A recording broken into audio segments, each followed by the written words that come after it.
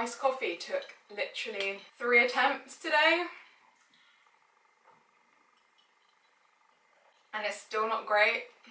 I feel so official. Okay, here we go. Okay, let's get into this video. So I filmed this before once already, stood over there, and I went to edit the footage and I was like, I'm not happy. I'm not happy about that. I could do better. So here I am, ready to do better. So today's video, we are talking about 5, I don't know why I did that because that is 10. 5 tips to being your truest, most authentic self. So I basically just wanted to continue with the mental health style videos that I've been putting out recently. I think that they're not only beneficial for me and for my journey and thinking about my mental health, but I hope that they are useful for someone out there, even just one person. I am not an expert, I'm not a therapist, I'm not a life coach, I'm not a psychologist, but these are things that I feel like resonate with me and my journey into like self-love, self-acceptance and all that good stuff. So I will be sharing these kind of tips, but obviously take with a pinch of salt, and obviously remember, I'm not a professional, but I would love to know if you guys have any tips of your own, because you can leave them down below in the comments and we can have a little conversation, share experiences, share our knowledge, our life knowledge, and yeah, all the good stuff. So let's get into the video. Here are my 5 tips to being your most authentic self. So my first tip to becoming your most authentic self would be to surround yourself with people who bring out the best in you. So whether that is family, friends, a partner, whoever that may be, when you are surrounded by people who make you feel your best self, I think you can feel it. I know I have friends who make me feel like I'm being my best self, and I love who I am when I'm with that person or with those people. And so I'd say to surround yourself with those people more often. If there's anyone, on the flip side, if there's anyone who you hang out with and you know that you're feeling your most vulnerable, your most irritated, or your most sad, or whatever the negative emotion may be, if you are surrounding yourself with people like that, I think, who make you feel like that, I think that that is something to really think about. And yeah, it's not easy, and people are sometimes toxic to us without even knowing, and it's really difficult to identify and then set up boundaries with that person. For me, it is if you know that someone you leave a period of time of someone feeling worse off than you did before, or feeling negative, or feeling sad, or feeling just drained, then I would say to limit your time with that person if you can. If it's someone who is a friend who you can choose when you see, really think about what it is about that person that makes you feel that way, and if there's anything you can do to kind of combat that and make your relationship better, then obviously try that. But yeah, I find that I most love hanging out with people who I go away feeling like I am even better than I was before. And that's not always something that you it's not a formula, there's no winning formula, I think it's just something you feel. But yeah, I would definitely say that was my first tip, is to surround yourself with people who make you feel your best self. So my second tip would be to do with our appearance in terms of our clothing and how we present ourselves to the world. So I know for me, fashion and style and clothing is a form of self-expression, and it is how I am creative in this world, I guess. I really enjoy doing a bit of fashion blogging and putting together outfits and shopping. I love shopping to my detriment, but I know that that is something that makes me who I am. So how I present to the world and how I want to show who I am. I know there are people who really love rocking really expressive, bright, bold, amazing, wonderful outfits, and that is a form of art in itself, but it's a form of art that we can see almost initially, before we've even heard anything about that person. Our first impressions would be, wow, look at that person, look at how they're dressing, look at their style, those kinds of things.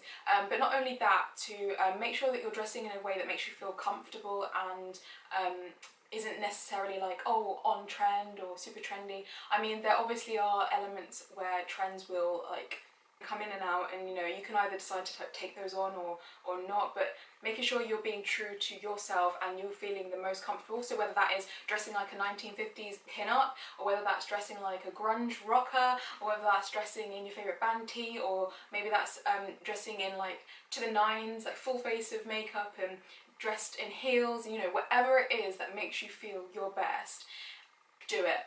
And not conforming to pressures from your peers or pressures from society of how you should or shouldn't look.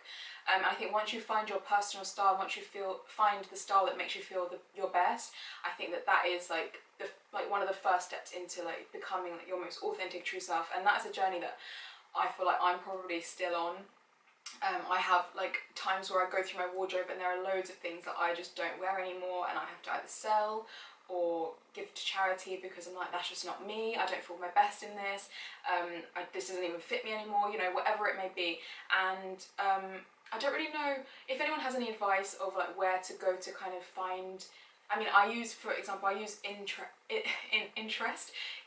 and Pinterest for style inspo, and YouTube and things like that, but usually I'll find inspiration from something because I look at it and think I could wear that, and then yeah, I guess it's difficult because if you're not really sure what your place is in terms of fashion yet, or if it's something that maybe it's something that doesn't even interest you, so in which case I would say just be comfortable because I think comfort is key.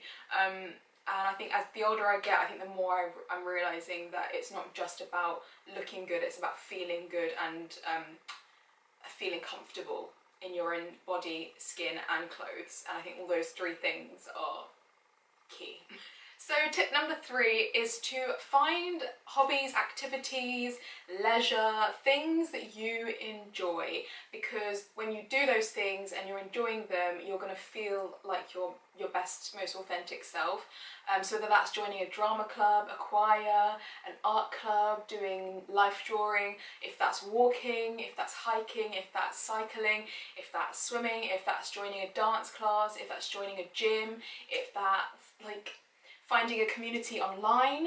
The best thing about living in the world that we're living today is that we can find online communities, so if that's gaming, makeup, clothing, fashion, if like whatever your hobby may be, flower arranging, propagating plants, cooking, baking, there's so many things. And once you find that thing that you really enjoy doing, I know TikTok has blown my mind to the world of like people creating their own online businesses, creating tote bags and embroidery and painting and art and resin. There are so many things out there right now, and a lot of those things you could do for free. For example, starting a blog, just writing. If you like writing, that's free. Yeah, I would say find something that really makes you feel your best self in terms of you enjoy doing it, you want to do it, and it's a form of escapism. And who knows, your hobby could then turn into a business. I mean, it happened to me where I started blogging. I never imagined to make money from it, and now I do. So yeah, I think it's definitely not, the initial goal isn't to turn your hobby into a job, but it's just to find enjoyment and fulfillment in something that's not work, family, friends, you know, something that's for you. So my tip number 4 would be to check in with yourself and really nurture and look after your mental health, because at the end of the day, you come into this world alone and you leave this world alone. That is so morbid. I'm so sorry, but it's true, it's really true. I think it's really important to take care of yourself, not only your physical body, but your mind. I've learned recently how important it is to really start thinking about how you're going to look after your mental health. I'm sorry, there's a builder outside. I don't know if you can hear. Let's talk over them. I really think that there is a huge importance, and I think it's something that's become a lot more well documented how important it is in recent years. I feel like Gen Z and us millennials are really pioneering the whole mental health thing. Our previous generations have been very much suppress your emotions, suppress how you're feeling and power through, and that was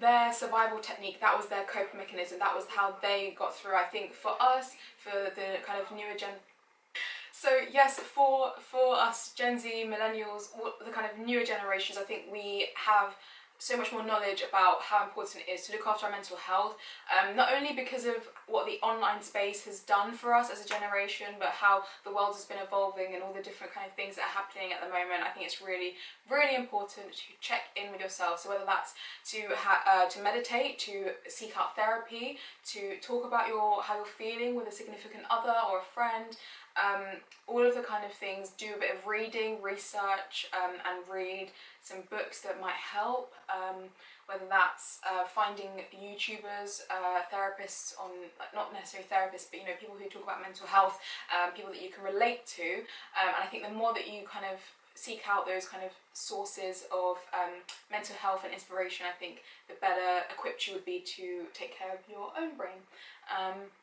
So yeah, that's the journey that I'm on at the moment as well. I'm sure lots of other people are.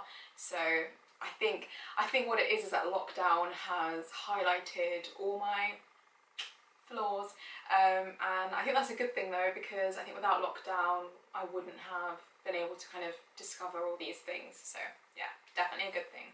So finally, my tip number 5 for becoming your most authentic self would be to embrace your mistakes.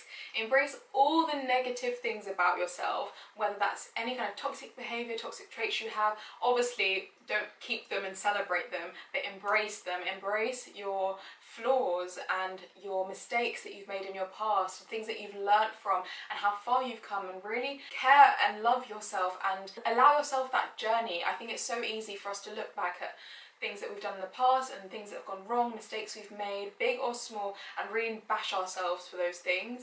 And I think obviously learning from those experiences is really important, so to not repeat those past behaviours, but I think allowing and acknowledging that we're human beings and that we're going to make mistakes and that we're not done learning, we never will be. We're always going to be kind of learning and taking on board things, and we're going to meet new people who are going to teach us things and are going to show us sides of ourselves that we never met before. And yeah, all of those things just that make us human beings. I think we need to remember to be kind to ourselves and really and acknowledge that we are on a journey, and the journey is bumpy and it's not perfect, because none of us are perfect.